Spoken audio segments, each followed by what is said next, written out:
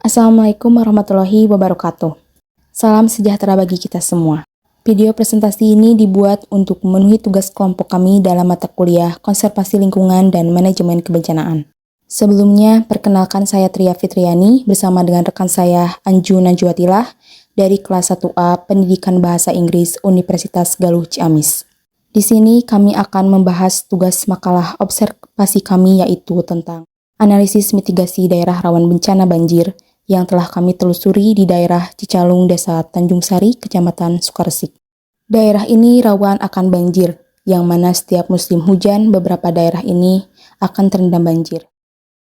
Di dalam makalah ini, terdapat poin-poin yang akan kami jelaskan dalam presentasi kali ini, yaitu latar belakang, tujuan penelitian, hasil observasi, beserta hasil wawancara, kesimpulan, saran, dan juga dokumentasi. Selanjutnya, saya akan membahas terlebih dahulu latar belakang. Daerah rawan bencana merupakan wilayah yang rentan terhadap berbagai macam bencana alam, seperti gempa bumi, banjir, longsor, dan letusan gunung berapi.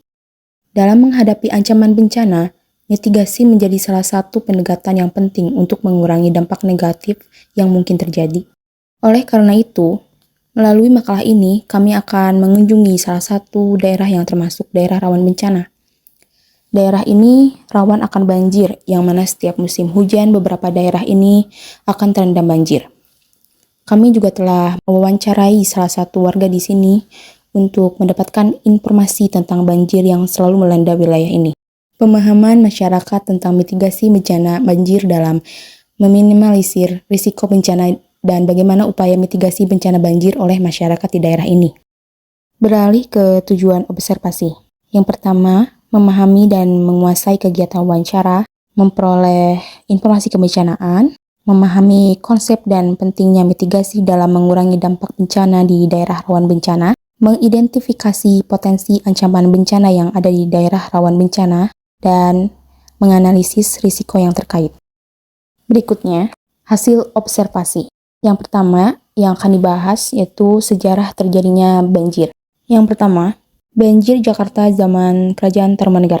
Melansir buku Kisah-Kisah Edan Seputar Jakarta Tempo Dulu oleh Zainuddin HM, banjir di kota Jakarta tercatat pernah terjadi pada zaman Kerajaan Tarumanegara pimpinan Raja Purnawarman pada abad ke-5. Bukti banjir yang terjadi zaman Tarumanegara ditemukan pada tahun 1878 melalui Prasasti Tugu di daerah Jakarta Utara dan sekarang disimpan di Museum Sejarah Jakarta. Dari prasasti ini didapat bukti otentik bahwa Jakarta sudah kebanjiran sejak berabad-abad silam. Prasasti Tugu tersebut mengungkap petunjuk mengenai kehidupan di Jakarta pada zaman Kerajaan Tarumanegara, termasuk mengenai banjir. Penyebabnya, saat itu sistem drainase belum begitu baik sehingga ketika diguyur hujan deras air mengendang dan beberapa kanal atau sungai meluap. Untuk mengatasi hal tersebut, terungkap dalam prasasti bahwa Raja Purnawarman pernah membuat proyek menggali kali Candrabaga atau sekarang berada di daerah Bekasi dan Gemati di Tangerang sepanjang 24 km untuk mengatasi banjir. Selanjutnya, banjir Jakarta zaman VOC.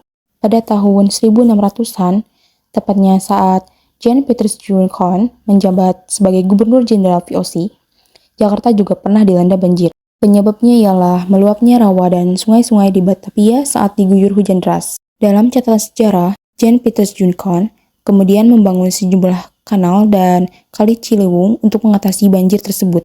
Namun, usahanya gagal dan Batavia dulu pada akhirnya tetap diterjang banjir. Setelah kemerdekaan pun, Jakarta masih berurusan dengan banjir yang kembali datang. Pada tahun 1965, pemerintahan era Gubernur DKI Jakarta, Ali Sadikin, membentuk Komando Proyek Pencegahan Banjir. Komando tersebut kemudian berganti nama menjadi Proyek Pengendalian Banjir Jakarta Raya tahun 1972.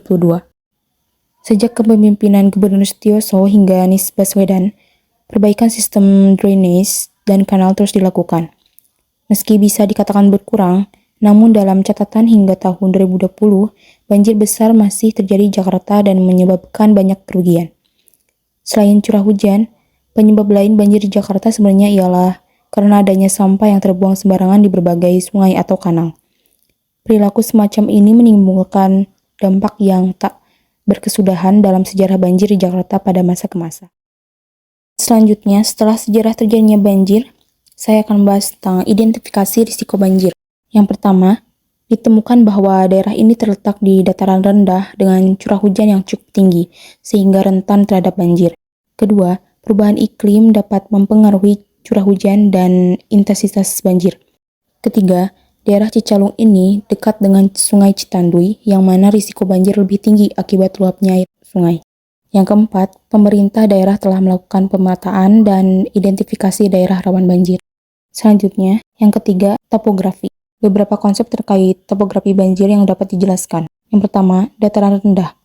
Daerah dengan topografi datar atau cenderung rendah memiliki kecenderungan lebih tinggi untuk tergenang atau terendam saat terjadinya banjir. Aliran air menjadi lambat dan sulit mengalir keluar di daerah ini, sehingga air dapat terakumulasi dan menyebabkan banjir. 2. Lembah dan sungai. Lembah dan alur sungai merupakan jalur aliran alami untuk air hujan. Jika terdapat curah hujan yang tinggi di daerah ini, air akan mengalir ke lembah dan sungai yang dapat menyebabkan banjir. Topografi lembah dan sungai yang sempit dan curam dapat mempercepat aliran air dan meningkatkan risiko banjir. 3. Lereng dan kemiringan. Topografi lereng dan kemiringan juga mempengaruhi aliran air saat terjadinya banjir. Lereng dan curam cenderung mengarahkan air hujan dengan cepat, yang dapat mempercepat aliran permukaan dan meningkatkan risiko banjir. Selain itu, kemiringan lahan juga mempengaruhi kemampuan tanah dan dalam menyerap air, sehingga lahan dengan kemiringan tinggi dapat memiliki drainase yang lebih buruk. Yang keempat, drainase dan saluran alami. Topografi mempengaruhi pola drainase alami dalam daerah, dan dengan topografi yang tidak rata, air hujan akan mengalir ke saluran drainase alami seperti sungai, sungai kecil, atau parit. Jika saluran drainase ini terlambat atau tidak mencukupi, air dapat meluap dan menyebabkan banjir. Kelima, endapan dan alur aliran. Endapan alam seperti sungai, rawa, dan danau dapat mempengaruhi topografi dan kemampuan daerah untuk menampung air hujan.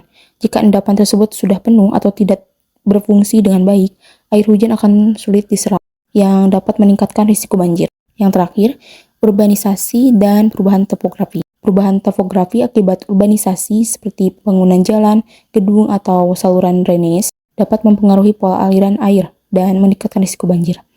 Pembangunan yang tidak terencana dan tanpa memperhitungkan topografi banjir dapat mengubah aliran air dan membatasi drainase alami, yang pada gilirannya meningkatkan risiko banjir.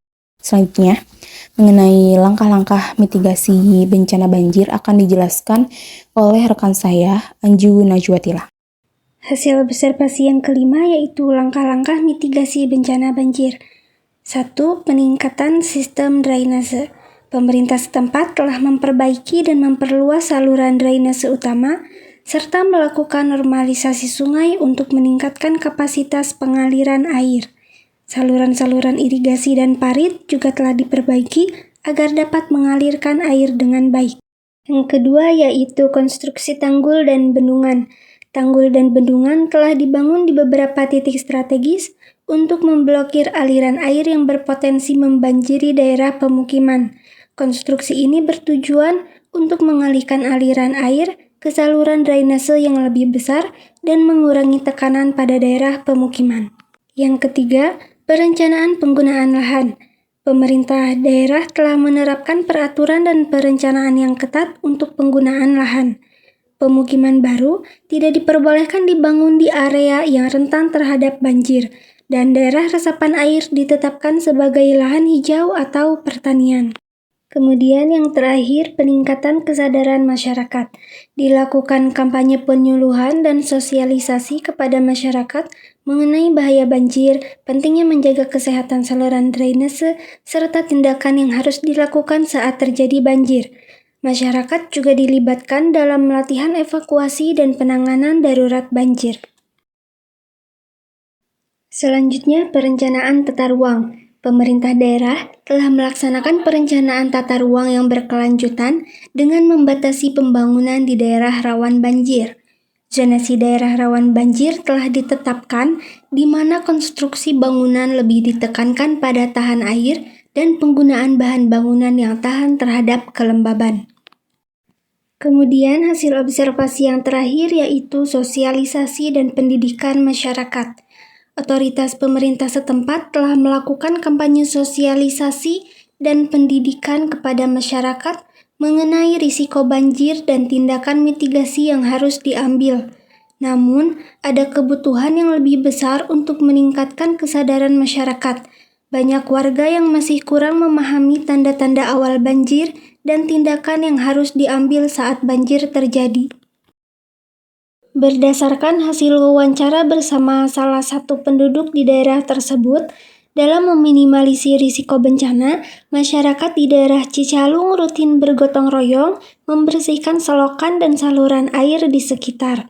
Kemudian, masyarakat di daerah tersebut juga mulai melakukan upaya mitigasi bencana seperti membuat sistem peringatan dini ketika akan terjadi banjir. Pemerintah daerah tersebut juga turut andil melakukan sosialisasi dengan memberikan program edukasi kepada masyarakat di daerah tersebut. Berikut merupakan kesimpulan dari hasil observasi kami yang telah dibahas. Yang pertama, banjir telah menjadi masalah yang berulang di Jakarta sepanjang sejarah, termasuk pada zaman Kerajaan Tarumanegara, VOC, tahun 1960-an hingga 1970-an, dan abad ke-21. Yang kedua, peningkatan curah hujan dan perubahan iklim berkontribusi pada risiko banjir. 3. Daerah dengan topografi datar, lembah, sungai, lereng curam, drainase yang buruk, dan endapan alam yang tidak berfungsi dengan baik rentan terhadap banjir. Selanjutnya, langkah-langkah mitigasi bencana banjir meliputi peningkatan sistem drainase, konstruksi tanggul dan bendungan, perencanaan penggunaan lahan, peningkatan kesadaran masyarakat, perencanaan tata ruang yang berkelanjutan, dan sosialisasi serta pendidikan kepada masyarakat. Kemudian, pemerintah daerah telah melakukan pemetaan dan identifikasi daerah rawan banjir, serta mengimplementasikan peraturan untuk pembangunan di daerah rawan banjir. Yang keenam, meskipun langkah-langkah telah diambil, perlu adanya peningkatan kesadaran masyarakat dan pemahaman yang lebih baik tentang tanda-tanda awal banjir serta tindakan yang harus diambil saat terjadi banjir. Berdasarkan hasil observasi, beberapa saran atau rekomendasi yang dapat kami ajukan antara lain diharapkan semakin perkuat kolaborasi antara pemerintah daerah, lembaga non-pemerintah, dan masyarakat dalam melaksanakan program mitigasi bencana banjir. Selain itu, agar meningkatkan pemantauan sungai dan sistem peringatan dini dengan menggunakan teknologi yang lebih canggih, melakukan pemeliharaan rutin terhadap infrastruktur mitigasi yang ada, dan mengintensifkan program pendidikan dan pelatihan bencana kepada masyarakat. Berikut dokumentasi dari hasil observasi kami pada daerah rawan bencana di daerah Cicalung, Desa Tanjung Sari, Kecamatan Sukaresik. Demikian video presentasi hasil observasi kami terhadap daerah rawan bencana. Semoga dapat bermanfaat bagi kita semua. Saya Anjana Juatilah dan rekan saya Tria Fitriani pamit undur diri. Wassalamualaikum warahmatullahi wabarakatuh.